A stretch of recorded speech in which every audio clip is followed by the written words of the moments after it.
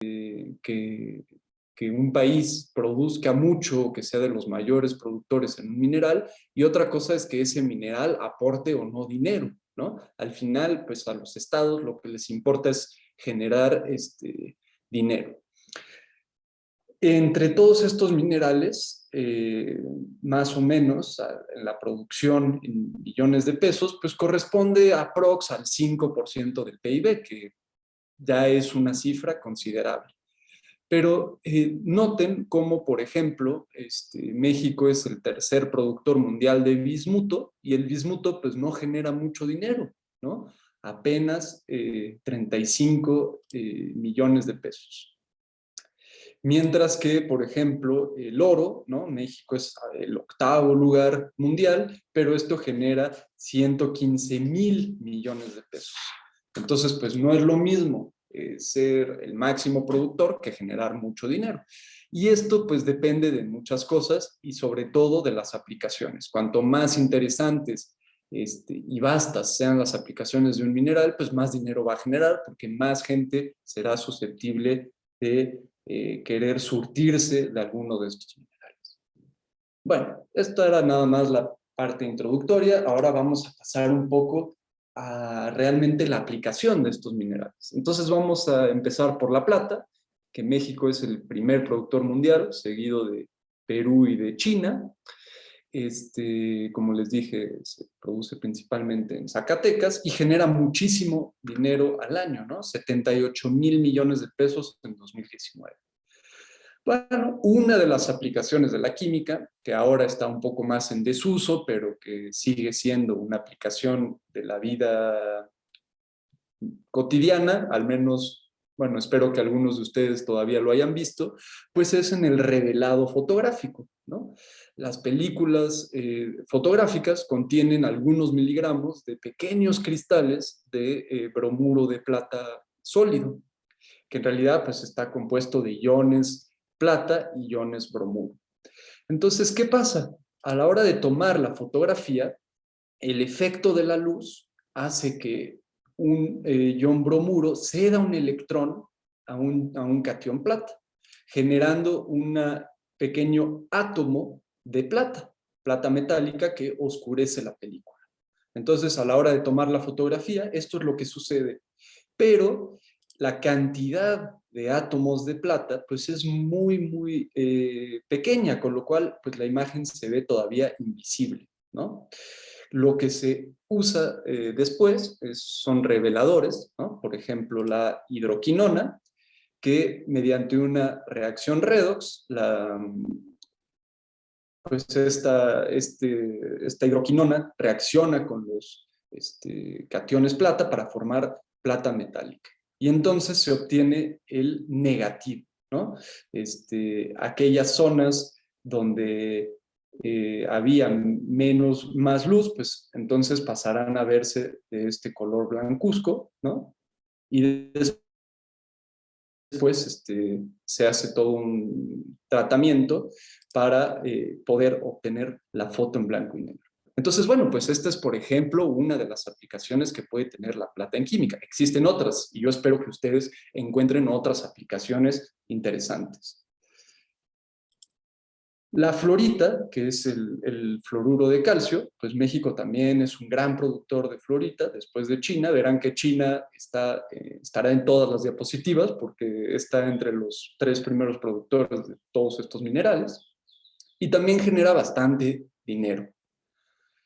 ¿Para qué se usa la fluorita? Bueno, principalmente con la fluorita en medio ácido se obtiene el ácido fluorhídrico. Y el ácido fluorhídrico tiene muchas aplicaciones. Por ejemplo, a la hora del refinado del petróleo, ¿no? Tenemos aquí el petróleo bruto, pasa por una columna de destilación en la que se pueden separar las diferentes especies, ¿no? En las diferentes fases de este petróleo.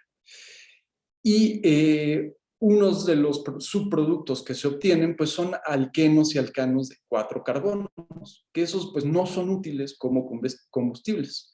Y entonces se tratan con este ácido fluorhídrico que viene de la fluorita para obtener alcanos de cadena larga.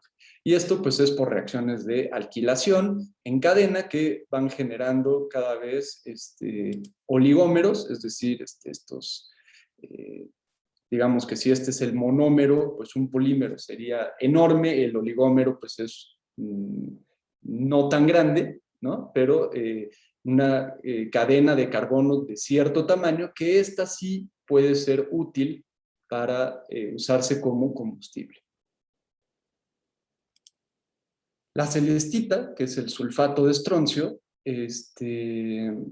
bueno, pues una de las aplicaciones posibles es que se utiliza para la fabricación de luces de bengala. Alguna vez si han visto, bueno, este es el estadio del Parc des Princes en París, donde está todo lleno de bengalas. Bueno, ¿por qué? O sea, ¿en qué se utiliza el estroncio para esto? Bueno, pues lo que pasa es que las luces de bengala, en realidad, funcionan por la combustión de la pólvora, ¿no? Donde tenemos el salpestre, el nitrato de potasio, carbono y azufre, y esta reacción, que es una reacción de óxido-reducción, pues genera mucha energía. Y entonces el estroncio presente en la bengala, ¿no? Que son sales de estroncio, como por ejemplo el sulfato de estroncio, pues un electrón en el estado fundamental, ¿no? De este catión estroncio 2+, pues por efecto de la gran energía que se genera durante la combustión de la pólvora, pues esta energía proveniente de la combustión va a excitar este electrón hacia un estado excitado. ¿No? Pero como ustedes saben, pues los electrones siempre buscarán estar en el estado de menor energía. Y entonces al regresar al estado fundamental, emiten un fotón, ¿no? Emiten energía en forma de luz. Y es este color rojo tan intenso que se produce. Entonces, por ejemplo, pues el sulfato de estroncio se usa para los fuegos artificiales y para las luces de bengala. Entonces vean cómo a partir de la producción de un mineral, de una roca, ¿no? Las aplicaciones pueden ser muy variadas, ¿no? Y depende del ingenio químico para poder encontrar estas aplicaciones. Vamos a ver más adelante cómo podemos encontrar algunas de estas aplicaciones. Bueno, y entonces aquí vuelve al estado. El bismuto, pues ustedes seguramente les ha pasado que de repente después de comer, porque la comida mexicana es particularmente indigesta, ¿no? Con el picante y demás, y entonces pues tomamos esto, Pepto-Bismol, ¿no? Pero ¿qué es el Pepto-Bismol? Pues el Pepto-Bismol es esta molécula que es subsalicilato de bismuto, ¿no? Y esta molécula, ¿cómo funciona? Bueno, pues reacciona con el ácido clorhídrico de los jugos gástricos. Recuerden que su intestino, el estómago, está a un pH muy, muy bajo, ¿no? Y es fundamentalmente, pues hay ácido clorhídrico. Y esto lo que genera es esta molécula, que es el ácido salicílico,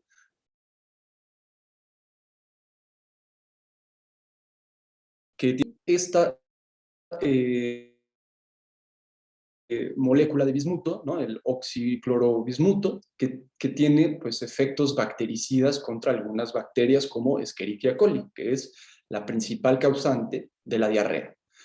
Entonces, pues el bismuto, como les había dicho, pues no genera tanto dinero, pero en México su aplicación es fundamental, porque sin esto, pues no podríamos disfrutar de las comidas en familia, que ahora pues extrañamos mucho, pero pronto regresarán. La wolastonita también es un mineral que se produce en México, principalmente en Sonora. Aquí ven otra vez esta China, en todas las diapositivas está China. Y entonces, ¿para qué se usa esta wolastonita? Pues lo que vamos a ver es cuáles son sus propiedades y cómo podemos utilizar esas propiedades para buscar una aplicación. Entonces, aquí les pongo una tabla gris, llena de números, ¿no? Parece así medio triste, pero veremos que de esta tabla vamos a poder obtener datos importantes. ¿Alguna vez han escuchado hablar del asbesto o amianto, que es un material muy útil por su estructura, ¿no? Tiene una estructura fibrosa que permite que sea muy fácil trabajar con asbesto y se utiliza sobre todo para, pues, como recubrimiento aislante en las construcciones. El problema del asbesto es que es muy tóxico, ¿no? Genera cáncer principalmente de pulmón y asbestosis, que es una enfermedad también de pulmón. Entonces, la gulastonita, cuando vemos su estructura, pues tiene una estructura, una morfología de cristales fibrosos, por lo cual, pues es una propiedad atractiva, ¿no? Para, pensando en sustituir al asbesto. Pero no solo eso, sino que es químicamente estable, solamente es atacable con ácido clorhídrico concentrado, tiene un alto punto de fusión, como la mayoría de los sólidos cristalinos de este tipo. Es un material con alta dureza, ¿no? El asbesto tiene una dureza de 5 y la wolastonita está un poco por debajo, pero es una alta dureza. Es un aislante, no es soluble en agua, lo cual es fundamental como recubrimiento para una construcción, porque si no, pues si llueve, se deshace el techo. Y su toxicidad es muy baja, por lo que la wolastonita pues, es un sustituto ideal de asbesto. Y, por ejemplo, en España me parece que también se produce wolastonita, pues ya lo están utilizando como material de construcción. Entonces, vean cómo a partir de esta tabla gris que ahora hemos llenado de color, podemos extraer información importante y son las propiedades físicas y químicas de un material que nos van a dictar sus aplicaciones. Al final, es la investigación de estas propiedades la que nos permite pensar que este material puede ser utilizado como el sustituto ideal del asbesto. Vamos a ver el siguiente mineral, que es el molibdeno. El molibdeno, como ven, pues genera muchísimo dinero, 11,000 millones de pesos anuales, que no es despreciable. Otra vez está aquí China. Y vamos a ver una aplicación del molibdeno. En todos estos casos yo les estoy mencionando un ejemplo. No quiere decir que sea el ejemplo que más dinero genere, no quiere decir que sea el ejemplo más usado, pero es un ejemplo. Ustedes pues buscarán ejemplos otros.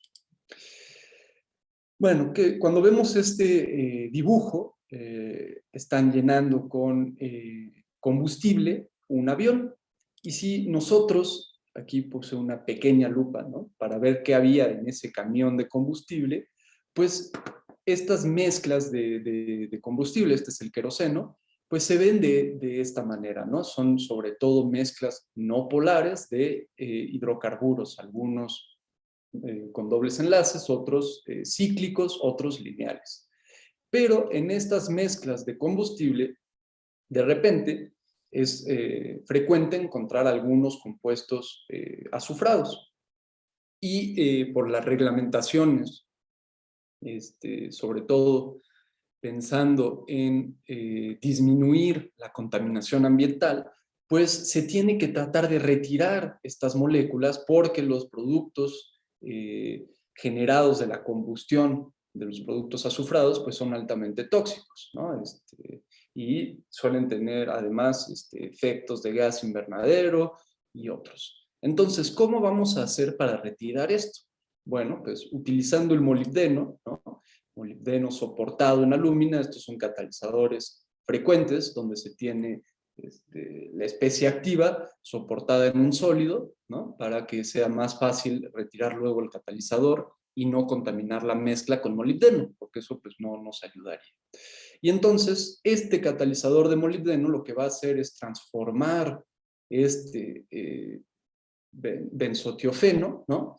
Mediante una combustión pero catalítica, y entonces vamos a obtener este tipo de productos. ¿Y cuál es la gran diferencia entre este y el reactivo? Pues que este es un compuesto altamente polar, y entonces es muy fácil separarlo de la mezcla. Ustedes van a ver en química orgánica que, pues, al tener una mezcla polar, separar la mezcla, los diferentes componentes, pues resulta muy complicado. Pero aquí, al producir este producto que es muy polar, pues fácilmente se puede separar de la mezcla y entonces obtenemos un combustible, un queroseno mucho más puro. Y esta es una de las aplicaciones que se le está dando hoy en día. Aquí les puse una referencia al molibdeno. El zinc, el zinc que también genera mucho dinero, tiene muchísimas aplicaciones y una que me pareció interesante es lo que sucede con el sulfuro de zinc, ¿no? Al añadir pequeñas cantidades de plata o cobre en sulfuro de zinc, pues obtenemos un material fosforescente. Es la combinación de ambas cosas que permite obtener este material. Y se usa, por ejemplo, para hacer pinturas fosforescentes, como esta bicicleta que brilla en la oscuridad. ¿Cómo funciona esto? Bueno, primero, para pasar de zinc metálico a sulfuro de zinc, se hace en dos etapas. Primero se genera cloruro de zinc en medio ácido y después, reaccionando con sulfuro de sodio, se obtiene el sulfuro de zinc. ¿Y qué va a pasar? Bueno, pues se parece un poco a lo que vimos del estroncio en cuanto a la promoción de electrones. Aquí lo que tenemos es un material que tiene una banda de valencia y una banda de conducción, ¿no? Es un material que no conduce la electricidad, ¿ok? Pero al agregar plata o cobre, se generan unos niveles de energía metaestables, ¿no? Debido a estos dopantes. Y entonces lo que va a pasar es que bajo efecto de la luz, ¿no? La luz del día, uno de estos electrones va a pasar a la primera, a este nivel trampa, ¿no? Este nivel, sí, este nivel metaestable. El electrón va a poder pasar a la banda de conducción y al volver a un estado de menor energía, pues va a emitir un fotón. Ahora, la diferencia es que como existen estos niveles metaestables, entonces el decaimiento de los electrones de esta banda de conducción hacia las bandas metaestables o hacia la banda de valencia, pues no es instantáneo, sino que dura un cierto tiempo. Y entonces la emisión de este fotón va a durar horas, incluso después de la excitación luminosa. Y es por eso que estos materiales, ¿no? Logran, durante el día, absorben esa energía, la retienen de cierta forma y después durante la noche pueden brillar durante horas. Y estas pinturas fosforescentes pues se utilizan en diferentes cosas, pero sobre todo, bueno, aquí es nada más ornamental, pero bueno, tiene la ventaja de que podrían ustedes andar en bici en la noche sin tanto riesgo en esta ciudad.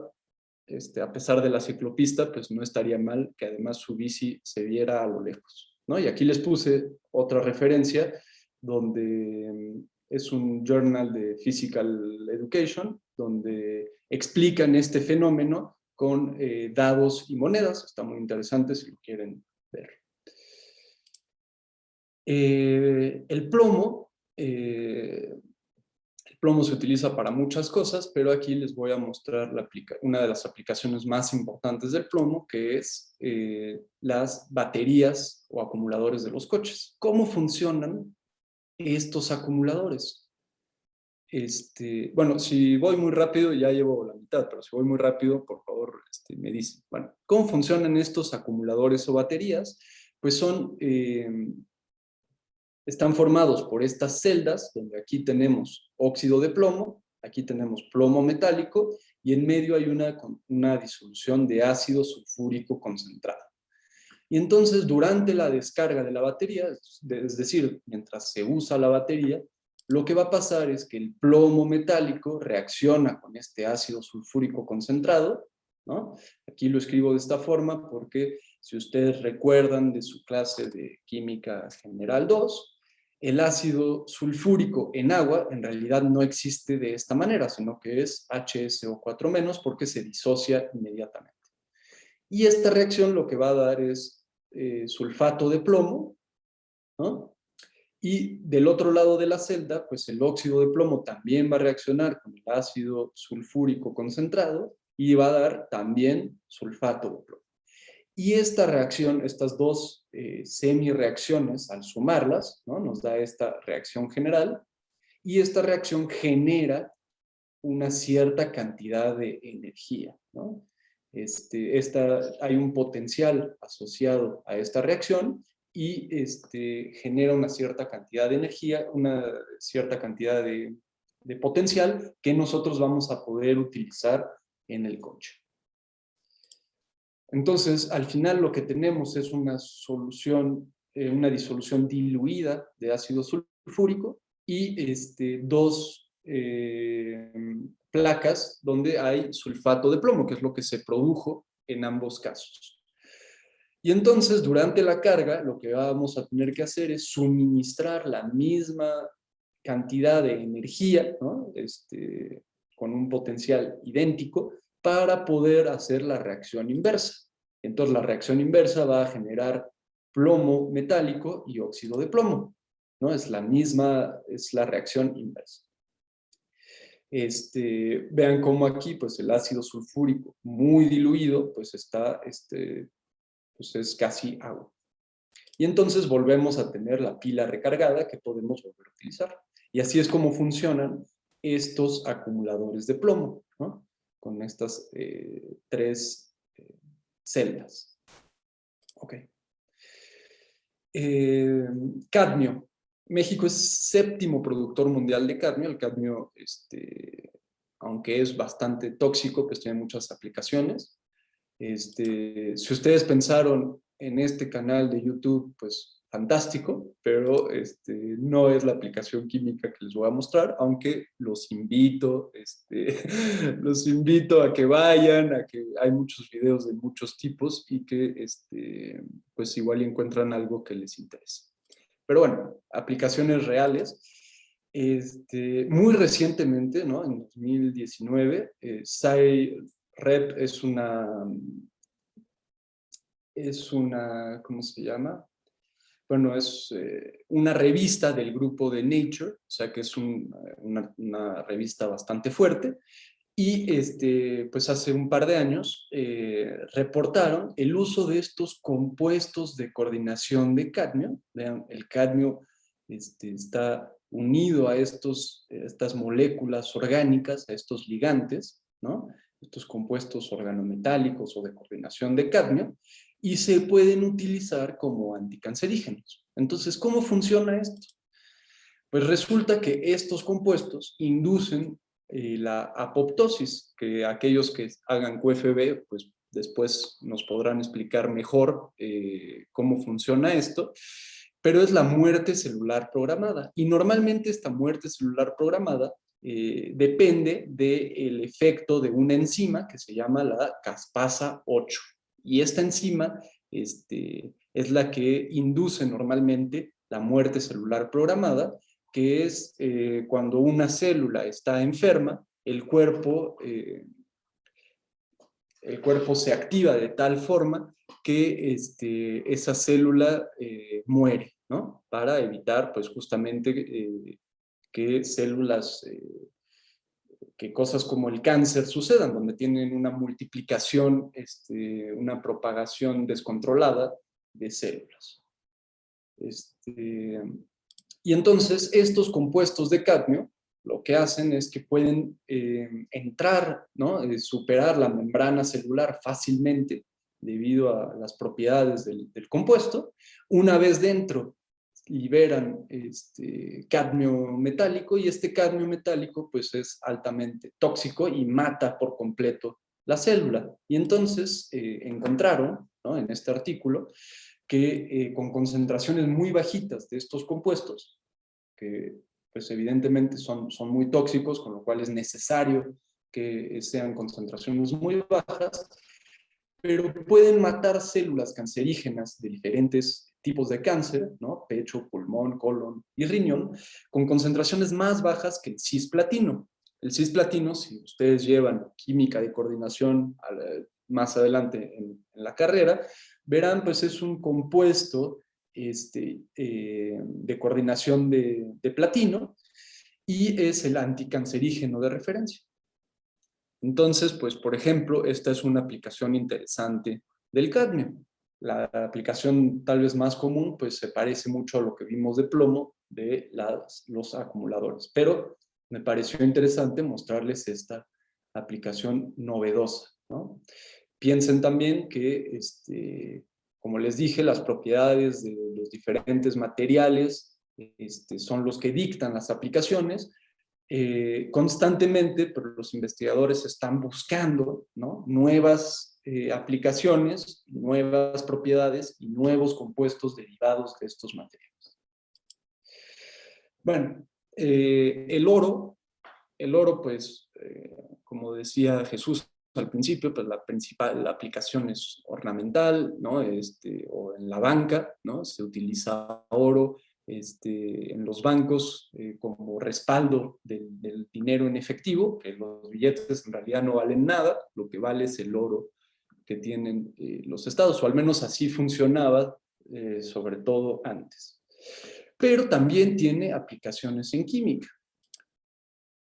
Por ejemplo, se ha demostrado que películas de nanopartículas de oro, ¿no? Aquí tenemos átomos de oro,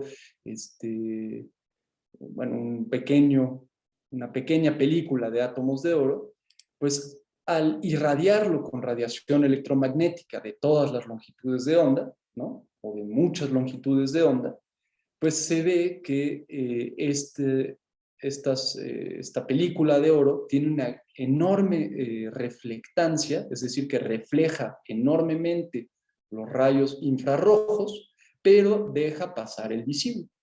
Y esto, por ejemplo, se puede utilizar en el espacio, ¿no? Porque los astronautas que están en el espacio, pues al no haber atmósfera, no hay ninguna capa protectora que lo separe de los rayos del sol, ¿no? Esos rayos del sol en el espacio no son los mismos que nosotros, a los que nosotros estamos, los que nosotros vemos, ¿no?, en tierra, porque evidentemente aquí no hay atmósfera. Entonces lo que hacen es, en el visor hay una capa protectora para los rayos ultravioleta, pero también hay una fina capa de oro que permite reflejar, perdón, los rayos infrarrojos y dejar pasar el visible. Y entonces se utiliza para evitar, bueno, para proteger los ojos de los astronautas en el espacio. El cobre también se produce en México, principalmente en Sonora. Aquí el primer productor mundial es Chile. Se han escuchado hablar del desierto de Atacama. Bueno, pues ahí hay minas de cobre muy grandes. De hecho, el club de fútbol de allí se llama Cobreloa, por el cobre, ¿no? Y pues el cobre también tiene muchísimas aplicaciones. Por ejemplo, se pueden hacer síntesis de fármacos catalizados por cobre. ¿Cómo funciona esto? Bueno, primero se tiene que preparar el catalizador. Entonces, por ejemplo, se puede reducir compuestos de cobre, se reducen en una atmósfera de hidrógeno y se pueden formar nanopartículas de cobre, ¿no? Este es un tipo de catalizador que se puede generar. Otro es, pues, con compuestos de cobre y ligantes de este tipo, pues se pueden obtener compuestos de coordinación de cobre. Y estos compuestos, pues, pueden catalizar diferentes tipos de reacciones. Y una muy interesante es la que sucede entre una amina secundaria, ¿no? Tienen un nitrógeno unido a dos cadenas de hidrocarburos y un hidrógeno. Un aldehído y un alquino. Y esta reacción, la mezcla de estos tres reactivos en presencia de cobre, ya sean nanopartículas o complejos, forman estas propargilaminas, ¿no? En un solo paso. Es una reacción muy interesante porque nos ahorramos las diferentes etapas sintéticas que habría que hacer si no estuviera catalizado por cobre. Y entonces aquí se obtiene directamente esta propargilamina. Y estas propargilaminas pues, tienen muchísimas aplicaciones, como por ejemplo, pues se pueden preparar fácilmente beta-lactamas, que son precursores en polímeros, o se pueden preparar análogos de oxotremorina, que es una medicina contra el Parkinson, ¿no? Estos dos grupos de moléculas se preparan a partir de propargilaminas. Y entonces, por ejemplo, pues esta es una aplicación del cobre en química sintética. La diatomita, que es una roca silicia, mayoritariamente es sílice amorfa, ¿no? La última clase hablábamos de la sílice cristalina, que principalmente lo que se conoce es cuarzo. Aquí la diatomita pues es una sílice amorfa. Se produce principalmente en Jalisco y es por la acumulación sedimentaria de esqueletos microscópicos de algas unicelulares. Aquí les pongo unas fotos microscópicas de cómo se ve la diatomita, ¿ok? Y una aplicación importante de la diatomita pues es como insecticida natural. Entonces, ¿qué es lo que pasa? Cuando tenemos un insecto, aquí pues puse una hormiga, pero puede ser cualquier cosa, que se acerca a comer, por ejemplo, el trigo o el maíz, estos insectos, la gran mayoría de estos insectos tienen un exoesqueleto, es decir, la parte de afuera del insecto está formada por quitina, que es un polímero que tiene esta estructura monomérica. O sea, esta estructura se repite n veces, ¿no? Aquí les pongo un n, esta estructura se repite n veces. ¿Qué es lo que pasa? Que esta estructura, este exoesqueleto, tiene una función muy importante en los insectos, que es mantener el equilibrio del agua. Es decir, que mantienen que la pérdida de agua al interior no sea muy grande y entonces haya un equilibrio de agua y el insecto pueda hidratarse. ¿Ok? Al agregar diatomita, ¿no? Que es un polvo blanco, se puede añadir en la base del trigo, del maíz o encima de los granos, pues lo que va a pasar es que esta diatomita tiene un efecto abrasivo, o sea, vean las estructuras que tiene, pues son casi, a este punto microscópico, son casi como corales, ¿no? Y entonces va a tener un efecto abrasivo que va a romper la quitina.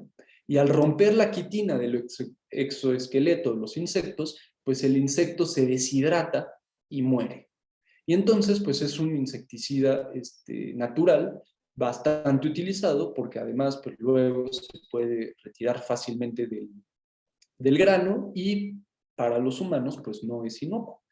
Este efecto abrasivo, pues es más bien un efecto físico que un efecto químico. Pero para poder utilizar esta aplicación, pues había que entender cómo es que esto logra la muerte de los insectos, y es por la estructura de la quitina y cómo esto puede romperse y romper asimismo el equilibrio del agua en el insecto. La sal, bueno, la sal la conocen todos, la utilizan todos los días, ¿no? En alimentos, pues todos los días usamos, consumimos sal. En Guerrero Negro está una de las salinas más importantes del país, de nuevo China es el número 1. Y aquí les voy a mostrar una aplicación un poco diferente de la sal, para que se den cuenta que no solo se utiliza en aplicaciones culinarias. Aquí tenemos una foto de un plantío de hidroponía. Y lo que quiero que se fijen es estos materiales. Todos estos tubos de PVC que evidentemente se encuentran aquí, pero también en muchas otras cosas, como por ejemplo en el drenaje, ¿no? Estos tubos de PVC provienen de la sal. Entonces, lo que sucede es que con el cloruro de sodio, ¿no? Que la sal es principalmente cloruro de sodio, en medio ácido y oxidante, pues se puede obtener clorogas. Y este gas cloro permite, en presencia de etileno, pues se puede formar el cloruro de vinilo. Y el cloruro de vinilo polimeriza para dar el policloruro de vinilo. En inglés, polyvinyl chloride, que es PVC. Y entonces, pues estos tubos de PVC, en realidad, pues se obtienen a partir de sal. Y pues tienen una cantidad brutal de aplicaciones. Bueno, y el PVC además no solo se pueden formar tubos, sino muchos otros materiales plásticos. El yeso, que pues, también todos ustedes habrán escuchado hablar, aquí les pongo una foto de yeso en construcción que se utiliza para como material pues para finalizar, ¿no? Los materiales de construcción, se pone encima del ladrillo, etcétera.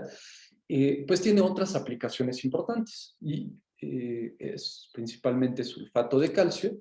Y con este sulfato de calcio, pues se puede producir sulfato de amonio. Y el sulfato de amonio es un fertilizante pues, bastante utilizado. ¿Cómo funciona? Aquí les puse un dibujito de una planta, ¿no? Y por ejemplo, se utiliza cuando el suelo es ligeramente alcalino o alcalino. Quiere decir que tiene un pH alto.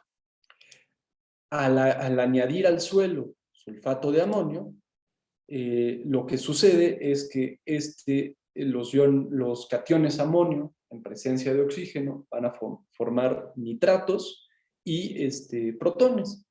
Estos protones permiten disminuir el pH del suelo, ¿no? Volverlo menos alcalino, y los nitratos van a permitir la generación de aminoácidos en la planta. ¿Cómo sucede eso? Pues a partir de enzimas que se encuentran en la planta, el nitrato se reduce por medio de la nitrato reductasa al nitrito, el nitrito vuelve a dar un catión amonio y en presencia de una glutamina sintetasa, pues permite la formación de aminoácidos. Y este es el ciclo natural en las plantas. Entonces, al nutrir la planta de nitrato, pues podemos favorecer el crecimiento de esta planta. La varita, que me parece es el último de los minerales que les había mostrado que México está en el top 10. México es 9º productor mundial, otra vez China número 1. ¿Para qué se usa la varita? Bueno, pues encontré una aplicación bastante padre de la varita. Cuando uno va al médico, ¿no? Aquí esto es un equipo de rayos X, ¿no? Cuando uno va al médico para hacerse una radiografía, normalmente, pues, el equipo emite rayos X y lo que obtenemos, pues, es una imagen, ¿no? De los huesos. ¿Qué es lo que pasa? Que el calcio de los huesos absorbe los rayos X, haciendo que sean visibles en la radiografía. Pero como pueden ver, pues, los órganos son invisibles, no vemos ni los pulmones, ni el intestino, ni el estómago, ni el riñón, nada, solo los huesos. Entonces, ¿para qué sirve la varita?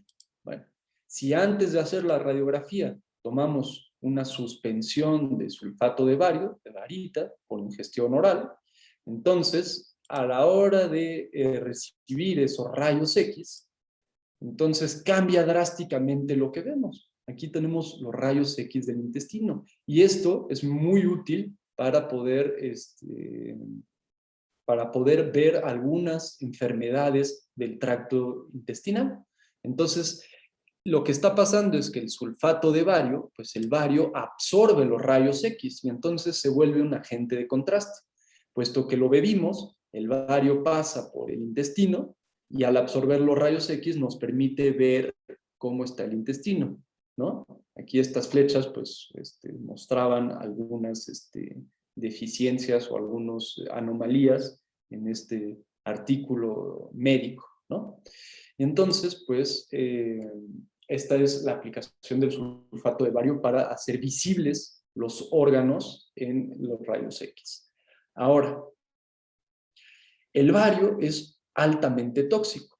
Y entonces, una de las razones por las que se da sulfato de bario es porque este compuesto, si recuerdan de química general 2, el sulfato de bario es muy insoluble en agua. Y entonces, y de hecho por eso se toma aquí una suspensión, ¿no? No se disuelve.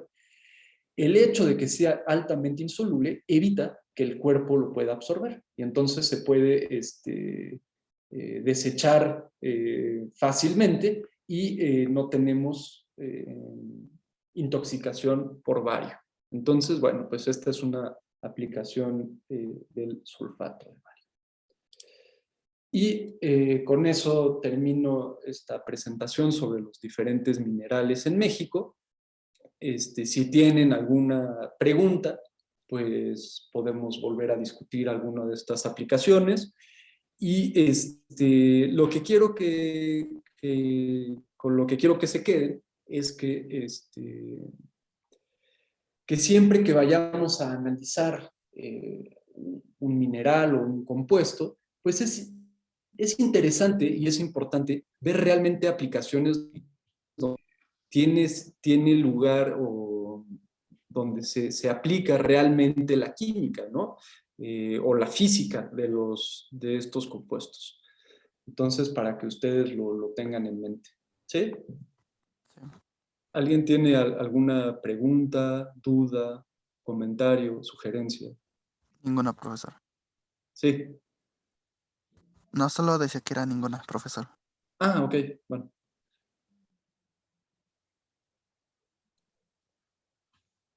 ¿Alguien más?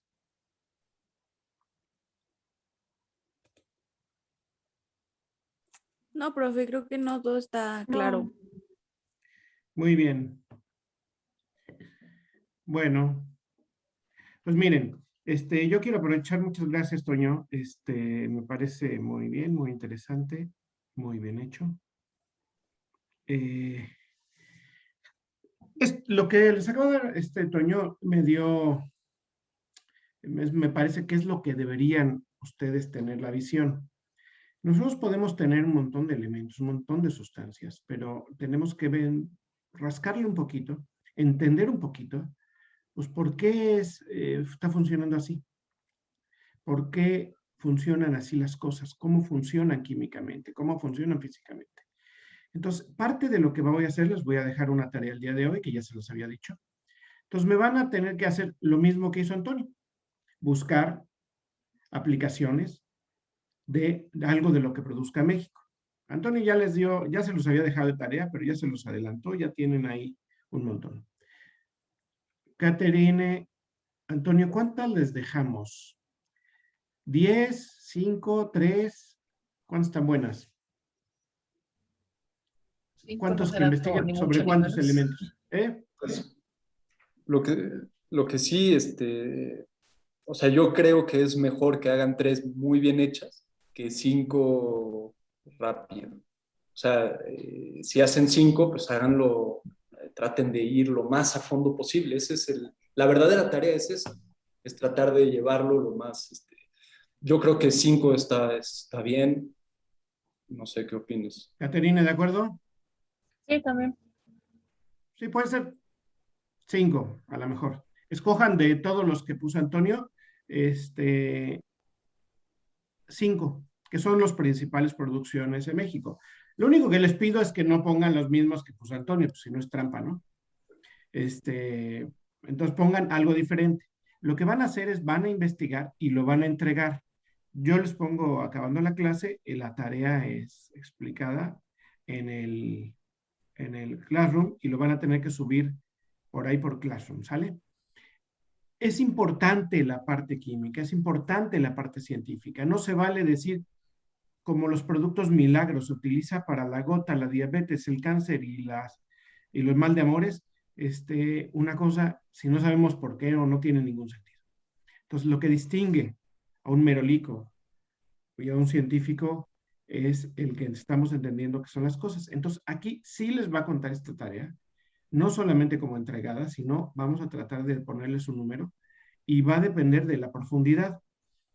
Eso a veces no es fácil, ¿no? Por ejemplo, Antonio les puso ahí un delta de potencial, ya lo vieron en Química General 2, pues habrá que ver, ¿no? Por ejemplo, Las partículas de oro, nanopartículas de oro, ya también les habló uno. Y de ese tiene, en nanopartículas de oro hay un montón de aplicaciones, ¿no? Hay una muy bonita que a mí me gusta mucho, que es si le ponemos una nanopartícula de oro pegado alrededor algo como un polímero, algo que pueda atrapar, tener fármaco, cuando ustedes iluminan la nanopartícula de oro con luz infrarroja de la longitud de onda del infrarrojo cercano, esa luz no daña al tejido humano y tiene una alta penetración, puede penetrar hasta 15 centímetros, a diferencia del ultravioleta o la visible, que no penetra casi nada, que penetra muy poco. Y cuando recibe la nanopartícula de oro, la luz infrarroja en el NIR, en el infrarrojo cercano, se calienta. Entonces, lo que tiene pegado en la superficie se despega porque está caliente. Es como tener un sartén y que tienen ahí algo pegado, lo despegan. Y es un fármaco que sale. Entonces, podemos activar la liberación de fármacos en el sitio que nosotros queramos, simplemente iluminando con él, administrando estas nanopartículas de oro. Entonces, son métodos, tecnologías muy nuevas, muy modernas. Entonces, hay desde lo muy moderno hasta lo muy clásico, ¿no? Hay tecnologías clásicas, tradicionales, que se han usado toda la vida, pero no se han entendido cabalmente. Entonces, pueden ser lo que sea, ¿sí? Pero que tenga una relación química. Por supuesto, cosas como se aplica en cables y se utiliza la plata en cables o en la industria electrónica, pues no tiene mucho sentido, ¿no? Si me dicen en la industria electrónica, me tienen que justificar muy bien porque industria electrónica, como dice el dicho, con pelos y señales. No se vale copiar y pegar cosas que no entiendan, hay que explicar. No se vale copiar y pegar un diagrama sin que lo expliquen. Un diagrama no dice nada si ustedes no lo explican. Ustedes ven un libro de texto, un libro de texto tiene texto y imágenes. No tiene nada más puro texto. ¿Sale? Entonces, en ese sentido, échenle ganas. Les voy a dejar esa tarea. Y con eso concluiríamos la parte de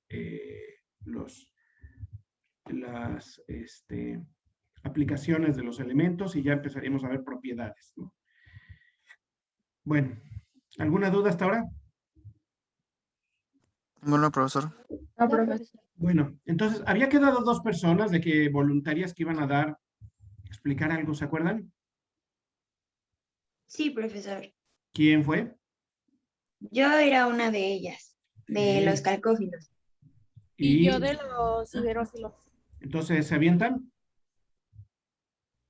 Sí, ¿Quién empieza? yo. Catherine, dijiste, ¿fue tú? Sí. Entonces, ¿necesitas presentación? No. Solo lo vas a explicar. Sí.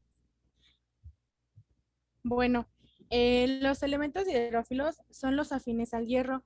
Están unidos a enlaces metálicos y que por su elevada densidad se acumularon en el núcleo de la Tierra por la aceleración gravitacional.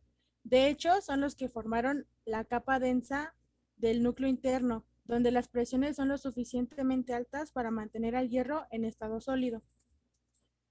En 1922, Goldsmith afirmaba que al mantener al margen de la abundancia, cada elemento se puede representar en la Tierra. Había que tener en cuenta su comportamiento frente a los demás y los clasificó en los grupos siguientes, que son los siderófilos, calcófilos, litófilos y atmósfilos. Los siderófilos, como ya mencioné, tienen tendencia a combinarse con el hierro, como el cobalto, el níquel, rutenio, radio, paladio, osmio, iridio, platino, oro, renio, molibdeno, germanio, fósforo, plomo, arsénico y tungsteno. Bueno, ocasionalmente es el plomo, el arsénico y el tungsteno. Algunos elementos aparecen en más de un grupo, debido a ciertas condiciones externas como la presión, la temperatura o el medio químico condicionan su comportamiento. El carbono y el fósforo son normalmente litófilos, carbonatos y fosfatos, pero en condiciones reductoras son siderófilos. Listo. Muchas gracias, Caterine. ¿Dudas para Caterine? Le pueden preguntar todo lo que quieran, ¿eh? Que tenga que ver con su exposición, no se pasen y empiecen a preguntar. Sí, que si puede repetir, por favor, ¿a qué capa de la Tierra es a la que se presenta más los siderófilos? Lo había dicho, pero no lo escuché bien. Los que formaron la capa densa del núcleo interno. Por las presiones, como son más altas, puede mantener al hierro en estado sólido. Ok, gracias. ¿Algo más?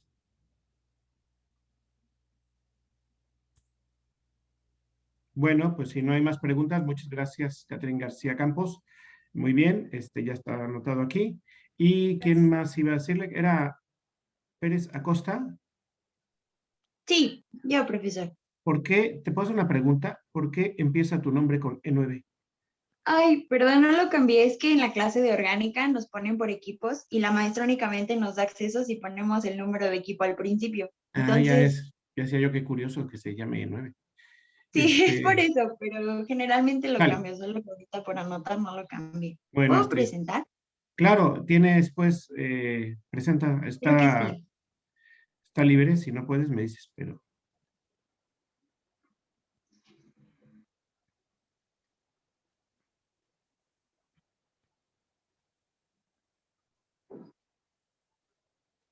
Ay, creo que ya. Se está presentando, ¿no? ¿Sí se puede ver? Sí, ya se ve. Ok. Bueno, como mencionaba mi compañera, en 1923, Victor Goldschmidt hizo esta clasificación de acuerdo a la afinidad química que tenían los elementos con otros. En este caso, a mí me tocó el de los calcófilos, que tienen afinidad a los calcógenos o calcogenores, que son azufre, selenio y telurio. Aquí, como pueden ver, son los que están en amarillo. Los siderófilos que mencionó mi compañera son los de rosa. Y son cobre, plata, zinc, mercurio, galio, indio, germanio, estaño, plomo, arsénico, antimonio, bismuto, obviamente azufre. Aquí tengo una pequeña duda, profesor, porque el hierro, si es considerado como un solo grupo, también tiene afinidad con, o sea, también es considerado calcófilo. A ver, yo te voy a responder esta misma pregunta. ¿Te gustan los chilaquiles? Sí. ¿Y el mole? ¿Y el mole?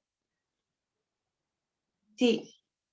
¿Por qué? Nada más te deberían de gustar una cosa, ¿no? Ujú. No, o sea, a lo Ok. que voy es, con esta pregunta medio absurda, lo que te quiero decir es, los elementos pueden tener varios comportamientos, no pueden tener un solo comportamiento. Por ejemplo, los hidrófilos se asocian y forman aleaciones en el núcleo de la Tierra, como ya nos comentaron, sobre todo hierro y níquel, pero se pueden hacer muchas aleaciones con muchos metales de estos y se pueden interaccionar estos metales. Y los calcófilos pues van a estar asociados principalmente con azufre y con selenio, y la asociación y la interacción va a depender fundamentalmente del estado de oxidación. Entonces, vamos a ver más adelante una teoría que se llama duros y blandos y lo vamos a entender un poquito mejor. Porque a veces sí con el oxígeno, a veces no con el oxígeno, porque a veces sí con el azufre, ¿por qué no con el azufre? Tiene una explicación química, pero un poquito más profunda. Entonces, si me aguantan un poco unas clases, lo veremos más adelante, con más profundidad. Ok. Pero Está un perfecto. elemento puede tener varias afinidades, no nada más una. Pero por la principal Ok, muchas veces lo está perfecto, clasificamos. profesor. Sale. Sí, continúa. Muy bien. Y encontré algunos minerales que creo que pertenecen a otra clasificación, pero cumplen con las características de los calcófilos, o sea, la unión entre los elementos que están aquí en amarillo y el azufre. Entonces, se los presento. Encontré esta página. Y aquí son algunos. La arsenopirita. La arsenopirita es hierro, azufre y arsénico. La bornita, que es cobre, hierro y azufre. Ahí tengo problemas con la nomenclatura, profesor, porque No te preocupes, no sé cómo nombrar los normalmente esos óxidos, los sulfuros, los elementos. óxidos de minerales Eh, no tienen una nomenclatura fácil. Entonces no te preocupes. Y a veces, por eso muchas veces los minerales les llaman por un nombre trivial. ok, Yo estuve buscando imágenes más que nada como para corroborar que realmente coincidieran. Y en este caso, la bornita también tiene como toques morados. Solo siento que aquí está más como en bruto, porque no se puede apreciar esos toques morados que tiene. Calcopirita, que es cobre, hierro y azufre. Calcosina, aquí no presentan imágenes, pero la calcosina es de cobre 1, y la cobelina es sulfuro de cobre 2. Es sulfuro de mercurio. La esfalerita o blenda, que es sulfuro de zinc.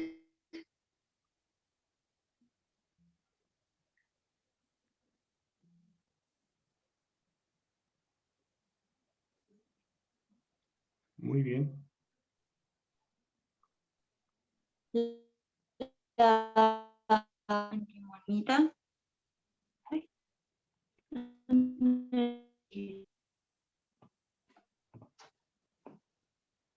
Y es la galena, que es sulfuro de plomo.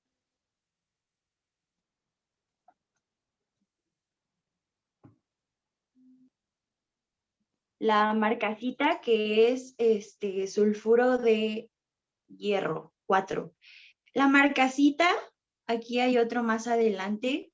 Bueno, la marcasita lo explico porque no vienen como en la lista. La marcasita, la pirita y encontré otro que es la pirrotita.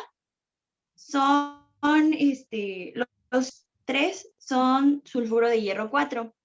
La diferencia que encontré en la marcasita y la pirita, que es más conocida por eso de el oro de los pobres y las aplicaciones que tiene, encontré que esta tiene una estructura rómbica y la pirita, a diferencia, se acomoda en cubos o en piritoedros, que son dodecaedros pentagonales. Es una forma muy extraña que encontré. Bueno, la molibdenita, que es sulfuro de molibdenio. Y aquí está, esta es la pirita. Es como igual que la marcasita, pero misma fórmula, pero su composición o su acomodo es distinto. La estructura es distinta. Y la pirita, pues, obviamente es más conocida. Su nombre viene de pir, fuego, porque encontré que los griegos hacían chispas con él y de ahí viene el nombre de pir, fuego. Se usa como colorantes para envases de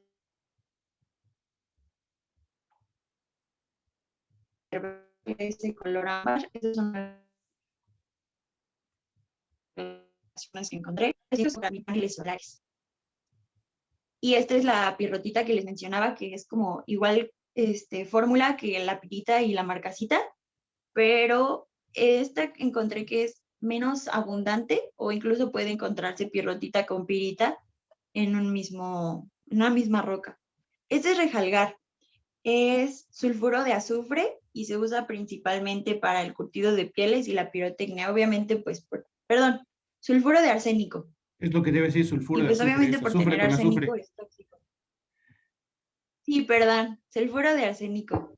Y pues obviamente es tóxico por tener arsénico. Y también el oro pimienta igual se usa para la pirotecnia, para algunos pigmentos para las pinturas. Pero ahí sí, también me causa conflicto porque es tóxico por tener arsénico. El rejalgar es sulfuro de arsénico 2 y el oro pimienta es sulfuro de arsénico 3.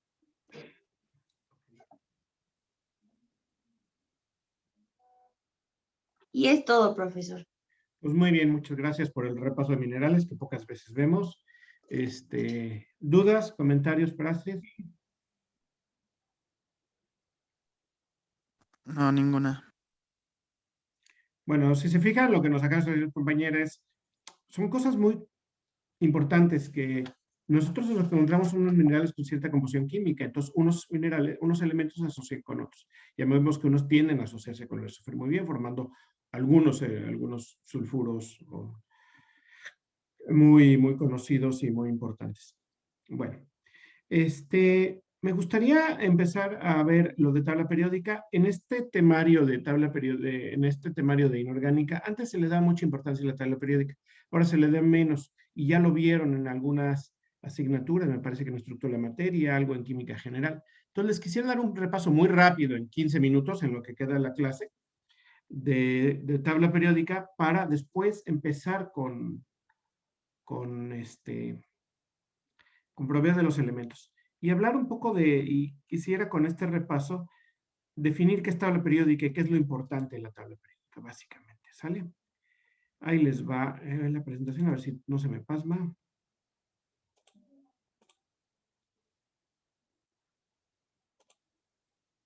¿Lo ven? Sí. Sí, profe. Sí, profe. Sale, pues vamos a empezar. Si se fija, pongo tabla periódica, abajo pongo periodicidad. Ahorita van a ver por qué quiero poner eso. Y aquí, bueno, es parte del temario. La tabla periódica es muy importante porque, si se fijan, es la palabra que más se asocia comúnmente en química, ¿no? Por ejemplo, si yo le digo a mi mamá alúmina, o yo le digo a mi mamá nitrato de rutenio, me va a decir, ¿de qué me estás hablando? Mi mamá solo estudió la primaria.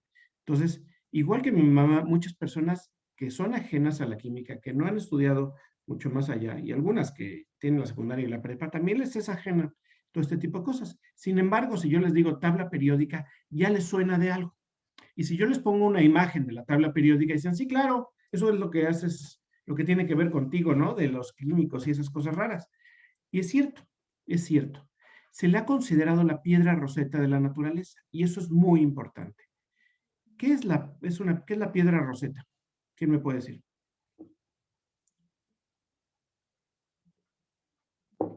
Eso es de cultura general de hace muchos años. ¿Nadie? ¿Qué es la piedra roseta?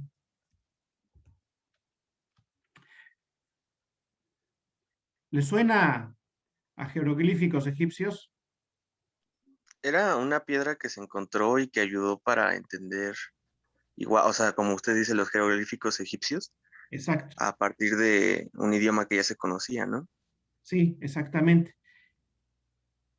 Los jeroglíficos, cuando se empezaron a descubrir todas las ruinas ya en el siglo XIX, siglo XVIII, siglo XIX, todas las ruinas en el antiguo Egipto, tenían un montón de jeroglíficos, muchas de las piezas encontradas. Y esos jeroglíficos no se entendía nada qué eran. Hasta que llegaron varios hombres, en particular uno, no voy a detener en eso, pero pudieron entender cómo es porque encontraron una piedra que se le llama piedra roseta y estaba en 3 idiomas.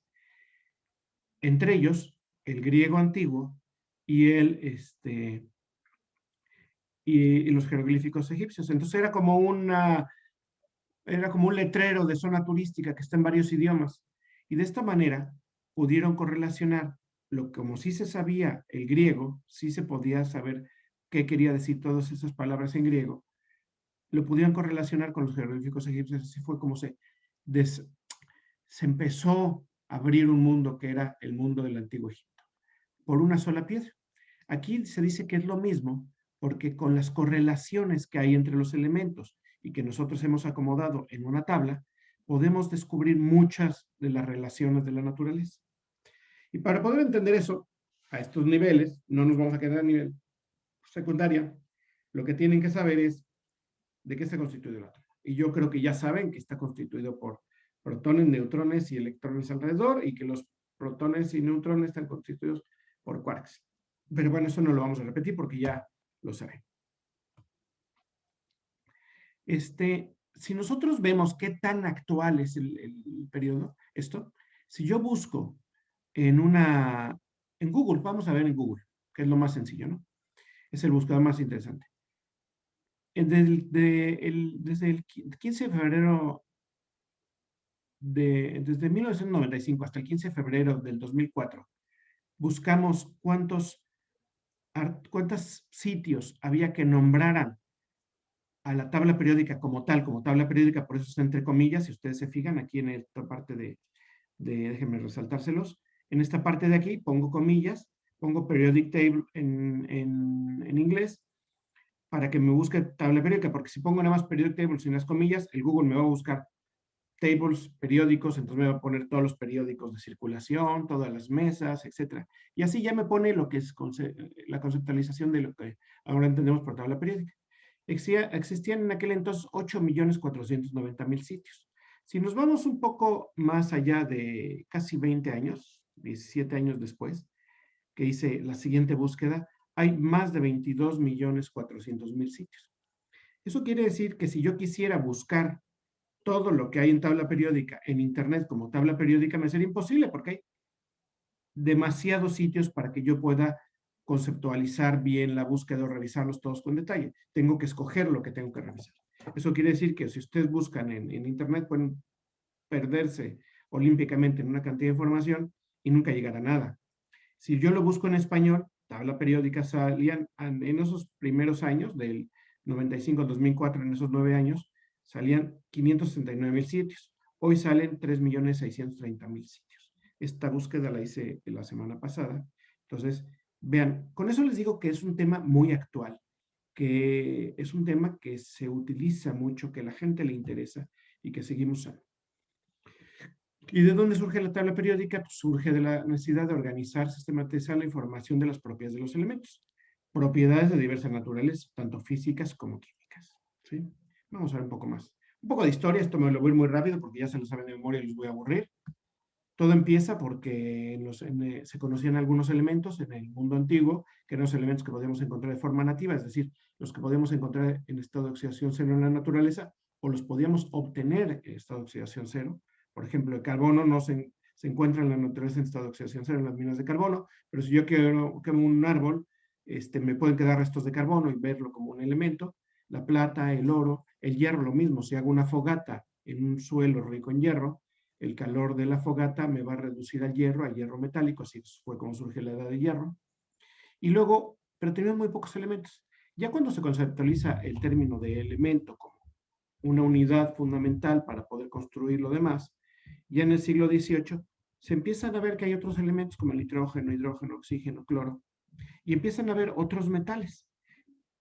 Hasta que llega uno de los grandes héroes de la química, que era un británico, que le dieron el título de Sir porque era muy chido, era Sir Humphrey Davy, y Sir Humphrey Davy hace muchos experimentos con electrólisis, junto con algunos otros grandes pilares de la ciencia, de la química, Wollaston y Berzelius, empiezan a encontrar muchos otros metales y muchos otros elementos, de tal manera que a principios de 1800 teníamos unos cuantos elementos y en 1830 teníamos ya 55 elementos.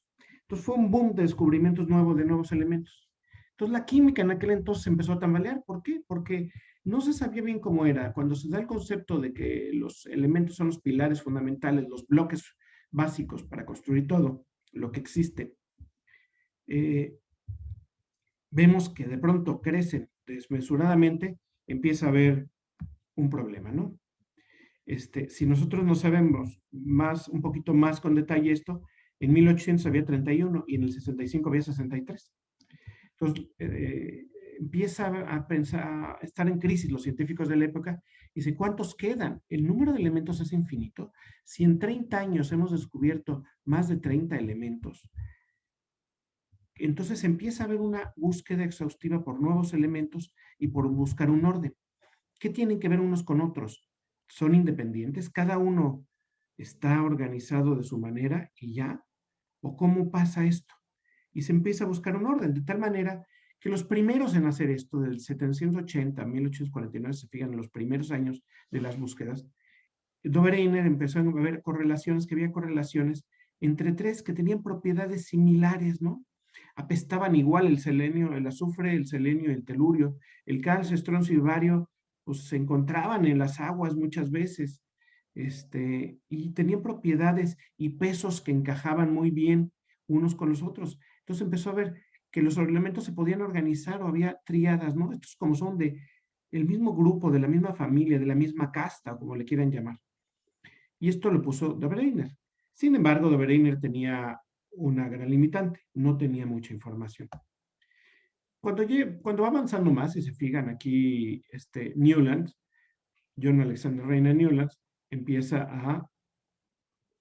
ya muere mucho más adelante, y empieza a ver que tiene mucho más.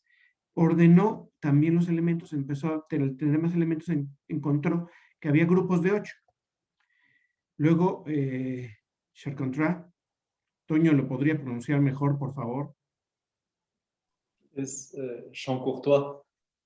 Así, yo no puedo hacer eso, entonces nos quedamos en la pronunciación de Toño. Ordenó de forma similar los elementos y los distribuyó en un gráfico cilíndrico. Este hombre, de bigotito gracioso, tenía la idea de que tenía que ser una orden gráfico cilíndrico y señaló semejanzas parecidas a las de Newlands. Entonces, hizo algunas observaciones muy interesantes. Y esto fue avanzando, ¿no? En el grupo de Rusia había muchos que hacían esto. Por ejemplo, el del medio, este de aquí, es el famosísimo Mendeleev que todo el mundo conocemos. Sin embargo, este de aquí es Alexander Borodin.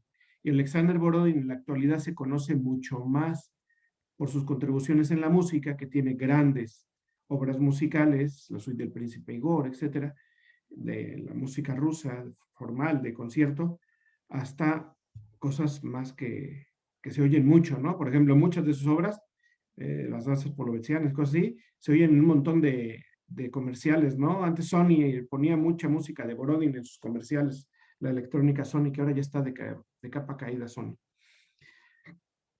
Y trabajó junto con, pero él aparte de ser músico, también fue químico y trabajó junto con Mendeleev. De hecho, la tesis doctoral de Alexander Borodin fue en las semejanzas del ácido sulfúrico y su análogo con selenio.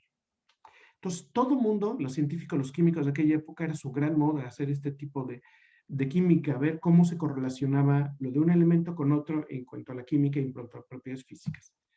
Hasta que llega el famosísimo Dmitri Mendeleev, el que odiaba las peluquerías, no solo aparentemente por el pelo largo, sino porque lo tenía muy hirsuto y mal cuidado. También ordenó, y lo que hizo Mendeleev es ordenó por pesos los elementos de conservación muy importantes. Vio las valencias, ¿no? Y las valencias de cada elemento fueron fundamentales para su obra. Todo el mundo sabe lo que es valencia, ¿verdad? ¿Quién me puede decir qué es valencia? Ya lo pregunté, creo. ¿Qué es valencia? ¿Quién me dice? Si bien, profesor, si bien recuerdo, es el último electrón que se llega a presentar, ¿no? En los No, orbitales. si te fijas, Mendeleev hizo sus investigaciones antes de los electrones, entonces él ya tenía el concepto de valencia, pero no de electrones. Entonces tiene que ser más antigua esa definición. ¿Quién se avienta a definirme valencia?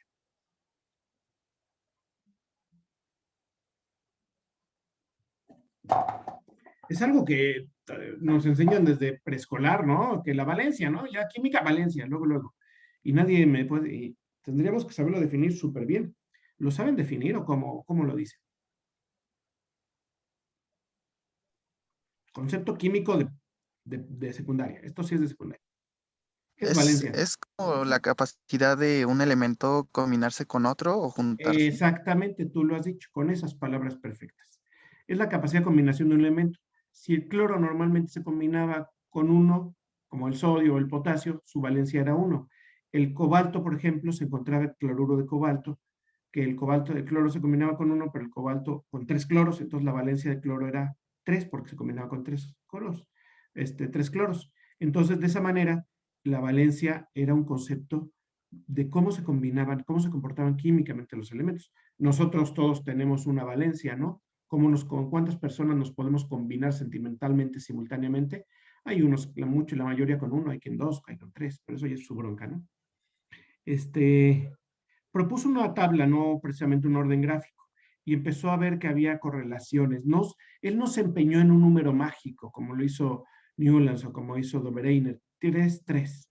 Los humanos tenemos una tendencia muy grande a hablar de números mágicos en la naturaleza y números perfectos.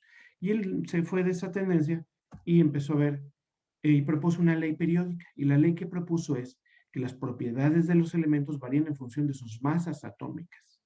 Entonces, que la propiedad fundamental, para variar, son las masas. Y las masas es lo que tenemos que tener en cuenta y las propiedades van a variar en función de esto. Esto lo vamos a discutir un poquito más la clase que viene porque ya es hora de terminar. ¿Sí? Entonces, quédense con la ley periódica de Mendeleev. Si se fijan, estoy yendo muy rápido porque pues esto ya lo vieron en algún momento para fijar algunas de las cuestiones que vamos a ver más a futuro. ¿Alguna duda? Mira, Antonio les puso aquí un YouTube de Borodin. Échenle ojo, ¿eh? No todo es reggaetón en la vida. Está bien que les guste el reggaetón, pero escuchen otras cosas. Bueno, si no hay más dudas o comentarios, nos vemos la próxima clase, que ya es hora, ya estamos 10 con 1 minuto, y estén atentos al Classroom, que les voy a dejar la tarea de lo que Antonio les explicó. Sí, profesor, hasta luego. Gracias, profe. Gracias, profe. Gracias, profe. Hasta luego. Gracias, profe. Hasta luego. Que estén bien. Profesor. Saludos, saludos. Hasta luego.